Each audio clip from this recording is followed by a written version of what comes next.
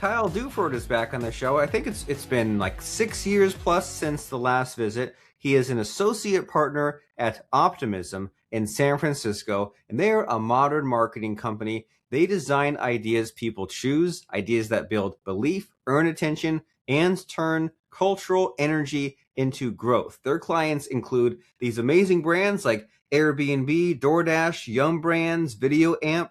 They have a 5-time Ad Age Small Agency of the Year. And so we're here just to talk to Kyle about what he's currently been doing with the new brand, the brand momentum, advertising, and more importantly, what he's optimistic about these days. So, Mr. Kyle, been so many years. How are you? I think it's been longer than we both thought when we reconnected, and it's been a good couple years. It's been a great 2026 so far, and it's good to see you again. Heck yeah, likewise. And so, what are you all about these days? What should people know? I mean, no one cares about me, but I think Yeah. the bigger idea on the table is what people should care about, and that's the idea of optimism these days. We hang our hat on the idea of optimism. We renamed our company Optimism. The whole fact that when you're in a world that seems to be on fire these days, and yet 80% of folks believe that tomorrow is going to be better. 26, 26 times the amount of searches for hate is the word love. Think about that. Like today, people are searching the word love 26 times more than the word hate, and people think tomorrow's going to be better. So there's this idea that is bigger than all of us, and I think that's the most important. So I've been occupying my time with a lot of that, how that works in my life daily, in both business and family, and it's been a great journey so far.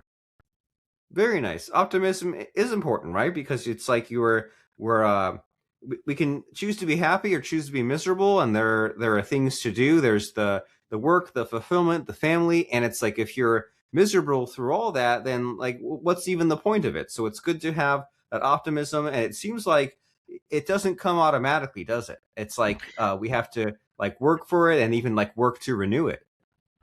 Yeah, well, and interestingly enough, I think people similarly feel that optimism is not sadness, and that it is happiness, and it is this kind of positivity. But I think that's anything but that. The idea that we have all met people that are super positive, right? And they ignore the reality around them sometimes. Sometimes they have to remain positive. And we don't think that's what optimism is. I actually think the scholars don't think that's what optimism is. It's not what the root came from in Latin. It's not really the definition truly.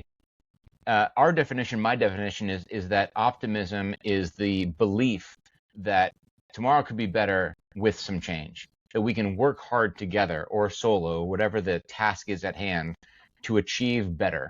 It's the belief you can get there. It's not this blind naivety. It's not this like, I'm going to climb that mountain and you've never climbed anything in your life. It's the idea that with training and persistence and the right packs and the right people, yes, I can do that. That optimism, that way of thinking enables success. That's really what we're focused on, is what tools can we bring to the table.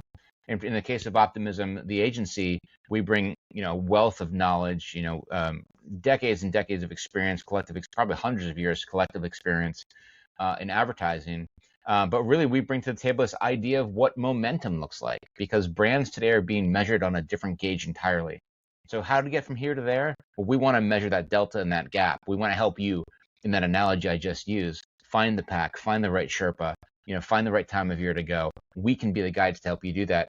And if it crosses into advertising, strategy, concepting, business improvement, well, we're going to help you do it. So that's kind of really where our angle is coming from. Very nice. So yeah, it's not that naivety, it's intelligence, right? It's like, well, I've got a goal and I believe I'll make it, but also that maybe I don't have it all figured out, but I know I also won't luck into it. I know that there's work to get the problem solved. And so how does this relate to like advertising? Because I can't, at the level you're at, I can't even imagine like what the meetings are like, or what the work goes into, like with these huge brands. Like where do you even begin? Yeah, we're all human, and at the end of the day, we all want to be better, to do better, to help people be better. And it's not unlike that in our world. Advertising is special. We love advertising. One of my partners runs around the office saying, "I love advertising every day." He walks in the office.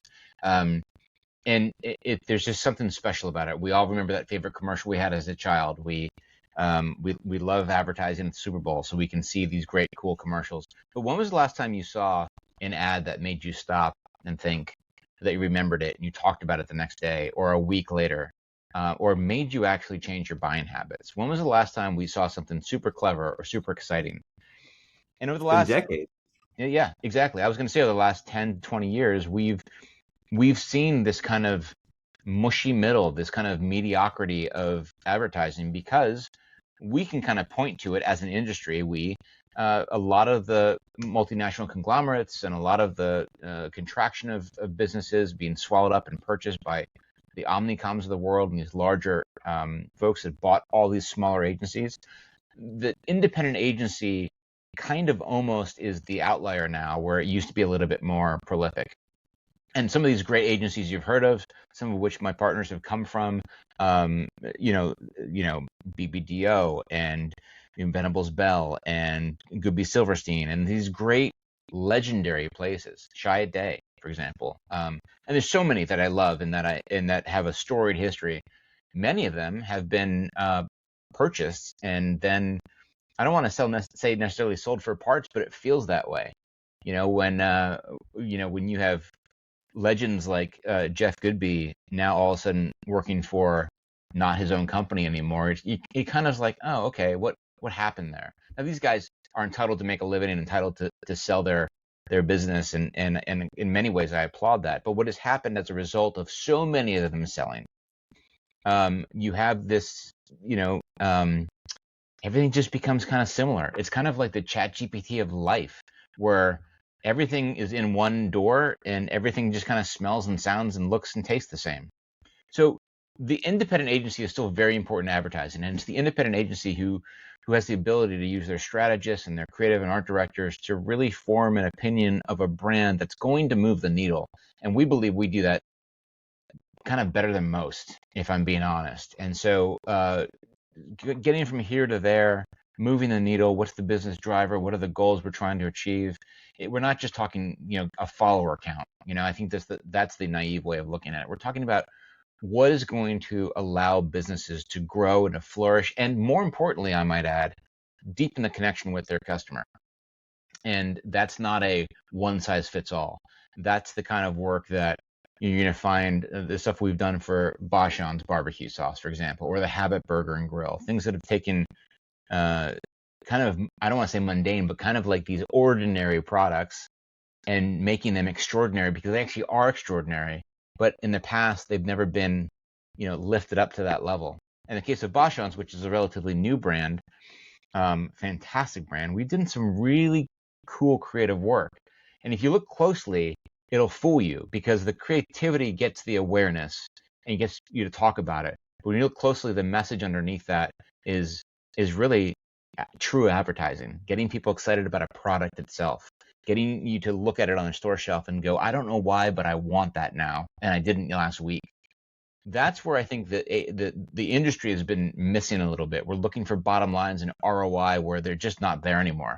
It's a different metric world.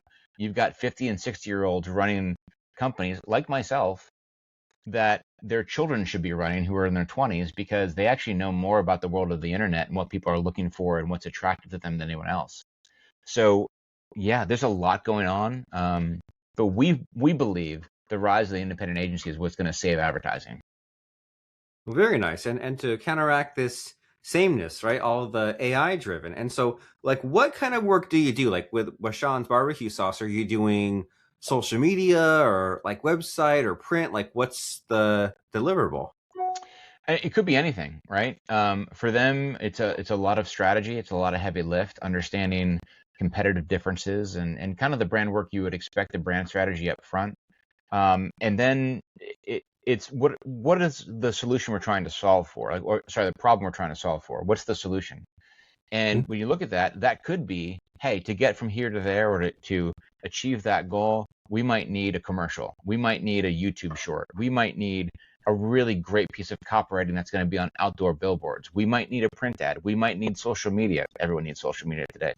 And we want to solve that problem with one of those executions. It could be a stunt. It could be let's do an event. It could be, let's get a celebrity sponsor or make them do something crazy.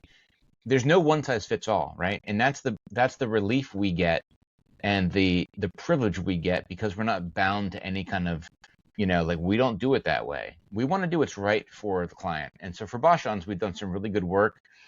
We did a couple of campaign spots, commercials. We work with their social media. And so, you can check out their stuff. We do the same with Habit Burger and Grill out of California. I'm sure you being out in California, you know the Habit. Yeah, there's one in town here. Yeah, it's a fantastic company and even better food. And I don't eat fast food, and it's not fast food, which is why I kind of like it. It's this fresh take on kind of the convenience that you expect from a standalone restaurant like this. And I love the fact that they come up with these fresh ingredients all the time, and fresh takes on sandwiches seasonally. And every time you walk into a Habit, nothing you will get on your plate has been cooked yet. They wait until you order. That's a rebellious thing that kind of most places can't touch. And because of that, we get to play around in that space. And gosh, that's fun. We get to do the unexpected. We get to do and encourage your listeners and yourself to go check out some of the work that Optimism has done for the Habit, because it's really fun and remarkable. And we've got incredible creative teams that I adore, really, because they're just so good at what they do, who get to just come up with these crazy ideas. And I'm telling you this as a fan of our company, that we might present 30 ideas and 29 of them that aren't being used are all winners. They just are. Everyone is a winner. And you get an opportunity to come up with these crazy ideas. Like, how do you get people excited about a product you're already excited about, because you know what's going on a brand level, and you're just trying to communicate that to other folks. So if it's Bachan's, if it's Habit, if it's DoorDash, if it's a B2B play, it's all the same. It's in the sense that we attack it the same way. We want to look at that business, understand the business better than almost anyone, even internally, and go, okay, well, we see with a fresh perspective through a creative lens how we might be able to draw attention and awareness and action and execution and conversion and all those things you like to talk about in marketing through something that no one's ever thought of because people are afraid to do in the first place. And that's kind of, isn't that part of my language? Isn't that fucking fun? We don't have the fun anymore. And that's the word that kept coming in my head as you're talking about this. It's you're like a kid in a candy store, right? It's like you're trying to like find the fun, and you're taking these brands, these things that are on the surface kind of ordinary, mundane, and making them really cool, and just like, finding digging deep and what excites you about it, or what could be exciting, and then getting that spread to others. Kind of interesting.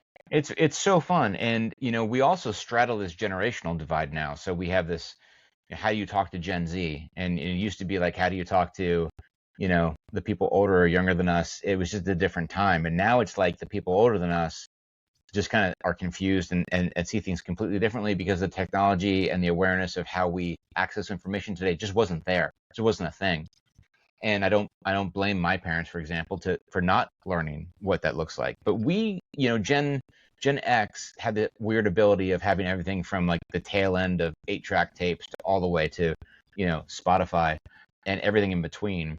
And we've become these early adopters. We want to try the new. The joke is that, we're the only generation that had to replace your record collection, whatever it was, 5 times, from 8 tracks to records to, cassette tapes to CDs to, the iPod. And so we now look really, and I say we as a generation, and for those of you who are of my generation, I hope you don't take offense to this, but we get to look at the folks who are coming up with a little bit of envy, with a little bit of like, judgment, but almost like they have this world which is literally just this open oyster for them. And they get to consume information from decades back, generations back, that we never had at our fingertips. And because of that, choice is so important as an advertiser, because you have to realize that not only are they consuming their information on a plethora of different platforms, but they have the opportunity to choose. When I was a kid growing up, and I don't know how old you are, Robert, but I'm almost 52. And when I was growing up, I had 3 stations on the television plus PBS. And we didn't even have a remote control. You had to walk up to the TV and turn it. And so, we played outside on our bikes until the streetlights came on, and you were beholden to things because you had no choice. It was like sometimes it was as simple as we had one TV and what your parents wanted to watch, that's what you watched. And sometimes was, you had to watch something because the other stations weren't coming in as well because they're too fuzzy and the rabbit ears were shitty. I mean, things that most people today don't even think about. But I think there's still this beautiful thing that we can look at today and say, no, we don't want to take away your choice. We just want to present you with a great option. And if you take a look at this, we think that option is going to be better than anybody else. And if you think about the commercials that you particularly love, that feeling you get when you think about that. My daughter has been on a honeycomb kick lately. And I said, yeah, we had honeycombs when we were growing up, because she asked me if I liked them. And I said, I don't eat them anymore, but when I was a kid, I loved them. And I sang her the jingle, the honeycomb's big. Yeah, yeah, yeah. It's not small. No, no, no. And by the way, you're looking at me, maybe you don't know this song, but it's just this different jingle. age, I guess. Silly. Yeah. But it was so fun, and that gives me just joy. Where's the joy today? What we believe as a company, we can find that in advertising. It could be in many ways the last bastion of this fun connection, where it's not just this thing streaming at you at light speed of different things that you get bombarded with this, that Gen Z and Gen Alpha are almost kind of like resistant to some degree. They're turning more towards analog than ever before, and we get to say, yeah, but here's this one little thing that if you just turn your head this way, or maybe we help turn their head that way, look at this really cool thing that we did, and hopefully bring some brand resonance and meaning to that, whatever that execution, stunt, PR play, creative work, whatever. And that's really where the magic is. We're chasing that magic. Very nice. And the magic from childhood. Sorry. What's that? I said I could talk on and on and on about this because it's just so fascinating to me, and I love it. I can tell, but it's good to have something in your life that you could talk about forever, and you have these big ideas, and like you're so right that because I'm 10 years younger than you, but similar idea that when we were young, there was the monoculture, right? And it's like you talk to anyone the same age as you about some like TV show or something pop culture, and like they know it because that's all that was in front of them. And then nowadays, like if you say, hey, I watch these 5-10 TV shows, and they've never even heard of them, and then they say, hey, I watch these 10 TV shows, you never heard of that. So it's like things are so split. So it seems like maybe it's up to agencies like you especially, but it's up to these brands to like really try a lot harder to get the attention, don't you think? Yeah. Oh, it's brands are trying harder, but a lot of brands, you're talking about a lot of big corporate brands. There's still kind of the sense of choosing by committee, if you will. And then you add the fact that you're trying to pick an agency that's right for you, and you have to discern if the work is any good, if they think they understand your business. And so it's a very difficult choice when we're lucky enough to be in that room and earn the trust of a client. It's because we get them and they get us. And at that point, we get to delve into it together. And many times we might have an idea just from the outsider's point of view when we're pitching a client that was pretty compelling and pretty interesting. That might actually, that germ of an idea could turn into the actual idea. And many times it's just a starter thought that turns into more strategy, which turns into the idea. But regardless of what it is more difficult. You're absolutely right, to get that attention. We think we do it really well. But now you're also competing against other agencies that are trying to prove a point like us from a slightly different point of view. And now you're competing with AI as well. And AI it can be a useful tool. We use it. We just won an award for one of our clients the other day for the very unique use of AI in an advertising campaign. But at the same time, it can be used for really shitty slop work as well. Right. And we don't want AI to ideate. We only want AI to iterate. You know what I mean? So humans ideate. We come up with the strategy. We come up with the idea. And if you need rapid creation, if you need rapid iteration for quick approvals before you film the real thing or whatever it might be, yeah, let's use AI to iterate rapidly and come up with some of the things. And there's so many other use cases that are good. But I think there's that shortcut. I think there's a lot of folks out there who believe the shortcut in anything, not just advertising, is the use of AI. And the problem is all it can do is look backwards. It can only look at what's been done. I'm interested in what hasn't been done yet. That's the magic, right? We talked about earlier. That's the fun thing. That's why people choose us over the other agencies. And so AI has a place, but it makes it even more difficult because now there's slop and noise out there. You've got agencies that are using that. You've got ones that are resisting it. You've got ones like us that kind of combine it into a unique strategic point of view. Yeah, there's just a lot going on right now. And as you can tell by my absolute diarrhea of the mouth, it's a lot to take in. There's a lot to talk about because there's just so much at any one time. So we want to cut through that noise.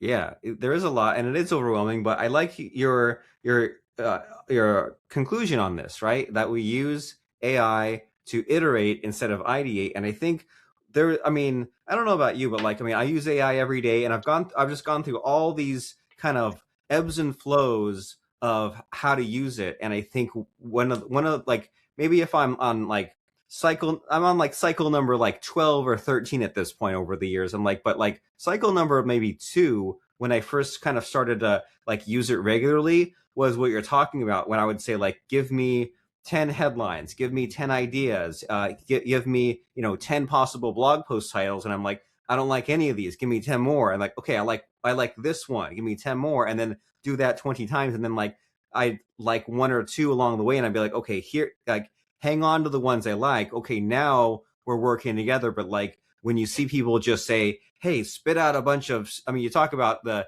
diarrhea of the mouth, you can tell AI to do it, it'll spit out stuff all day long that's just complete and total useless, bland, bad nonsense. So it's like there's a proper way to use this, and in many ways. And it's just fascinating about what you've accomplished and what you've done. And in these final few minutes, I want to make sure we focus on what's important to you. So do you think there might be a missing question that I should be asking you? I just don't know to ask you.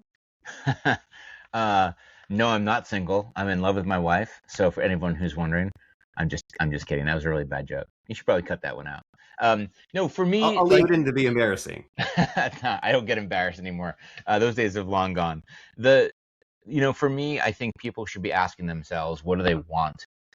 What do they desire? If all these people statistically say that they actually believe the world will be a better place tomorrow than it is today, or definitely over yesterday, then what is it that they're looking for? What do they believe it will be? What are they searching for? And go do that thing. Go help make that thing possible. If it's so grandiose, great. Start a group of people that can help you do this. Call the company that can help you make your dream a reality. Get some action. That's what we call momentum, right? What can you do to create something that becomes this unstoppable force? In this case, for hopefully for good. What does that momentum carry? Where does it take you? Because if you look at what makes a human, a company, a brand, anything different than all the other things like it, you start finding these kind of little, proclivities and these little idiosyncrasies of people that are just so fucking gorgeous, right? And I think a lot of the world today is trying to make that stuff get squeezed out of us. We're just, and with the rise of AI, is it going to be just humans versus robots? I look at the humans as so many individuals that together and separately can make some change if they just go start something. And so for me, the question you didn't ask is like, how do we go do this? A starter is a great book that we wrote at the company called appropriately Optimism. You can find us at theoptimismbook.com. Because there's so many great people who have come before that without the idea of optimism, they just wouldn't have changed the world. And we believe you can change the world through advertising, but also individually. Very nice, very wise, very inspiring. So you're saying we need to ask these right questions. Ask, what do you want? And who's done it, or who's in that orbit, and what can I do? What action can I take to get there? And so that book that you mentioned is at theoptimismbook.com. And it's called Optimism, a case for the only idea that has ever actually worked. And as far as some next steps here, so you've got the Optimism book, and you've got the website, which is optimismbh.com for the agency. Is that right? Yep, the agency from the founding partners, Jamie Barrett and Matt Hoffer, decided to change the name because, in their words, nobody wants two old white guys as a company name. And to their credit, and to all the credit of the folks that I get to work with every day, everyone believes in the future, and the future is bright. And to do so, we need to do something different. And so we took the crazy step of naming a company on an idea which is so, ethereal and grandiose and in some ways you could say a little pompous, because we believe it's accessible to everybody. Optimism is not ours. Optimism is yours. Optimism is whatever you want it to make it be. We just want to be along for the ride. Very nice, very cool. You're onto something, right? You're making the crazy but interesting choices, decisions. And so optimismbh.com, theoptimismbook.com, are those some logical places to go, or are there any other next steps? That's a great place to go. If you want to follow us on Instagram, it's Made by Optimism. If you want to reach out to me, you can just find me on LinkedIn. It's Kyle Duford. I'm the only one on the planet, I think. Actually, I keep saying that. I think there's one other guy in Canada who, who mistakenly got named my name. But you'll find me. I'm the only advertising guy out there called Kyle Duford. Well, you'd hope that if you're the advertising, then you can outbrand him, outrank him. So Kyle Duford on LinkedIn, The Optimism Book, optimismbh.com. And before I let you go, Mr. Kyle Duford, it's time for the scary part of the podcast where I try to stump you. I try to put you on the spot by asking about a fun or interesting quote or lesson that has served you. So what comes to mind as far as a fun or interesting quote or lesson? Through the Optimism book, there's a bunch of great quotes in here about people and how they view the world and how they think, and wonderful scientists and historians, and then just people who just change the world accidentally, like Jonas Salk, for example. But while I was researching that, I knew you were going to ask this question, and I'd come across a quote which I just find so endearing, and I love Walden Pond. I loved. Wow, did I just lose you? No, you're back. You switched off and back on, but we're still here. That's very strange. Okay, I lost something. Okay, I'll start that over. No, it just happened again. I still see you. Okay, we're just having a dramatic ending, I suppose. Totally dramatic. Well, kind of anticlimactic, I'd say. So I knew this was coming, and so through writing the Optimism book, I came across a lot of great quotes, and from really inspiring, amazing people who ended up doing really great things. And I don't want to use any of them because one of the things I found through the research, and I've always loved the transcendentalists, Ralph Waldo Emerson and those guys. Who's the other guy? Emerson and Thoreau, right? I love the idea that they believe there could be something bigger and better for everybody, and not necessarily maybe how to do it, but how they were, especially in the time they were. And Emerson said this, and I looked it up just to be absolutely certain. To be yourself in a world that is constantly trying to make you something else is the greatest accomplishment. And I truly believe that. And I could make that statement about brands. To be the best brand in the world that's constantly trying to be a different brand is the greatest accomplishment. I think that is really just the fun thing that we're talking about, the kind of the centerpiece of what we're all kind of driving for. Stick to your guns, be authentic, and do great things. I like it. Hang on and be yourself whenever no one else is trying to change you. So as we're thinking about that, go to optimismbh.com if you want to check out that independent full service agency that combines strategy, creative, and data to build momentum in a world that keeps getting louder, faster, and harder to cut through. Their mission is to make their clients incredibly successful and do the best work of their lives. And then that other book that we mentioned is Optimism, which it's not a self-help book. It's a full-throated, research-backed, story-driven case that optimism is the only competitive advantage that has never stopped working in business, in science, in art, and in life. So if these things pique your interest, get your appetite, wets your whistle, whatever the expression is. If you're curious, you want to know more, theoptimismbook.com and optimismbh.com, and then Kyle Duford, not the Canadian one, the one that is out there. He's a sweet kid. I think he's a sweet guy. Like, no one should pester him. I think I've done enough of that. Maybe I should have him as a guest on the show. That would be amazing. If you do that, I think that would be fantastic. Give me a call from the set.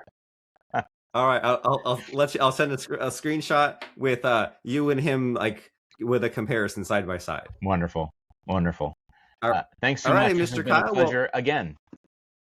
Yes, great to have you back after all these years. We've changed so much, but also we're still in it, and we're both achieving great things. So thank you for being here and inspiring us. Excellent. See you again in 6 years.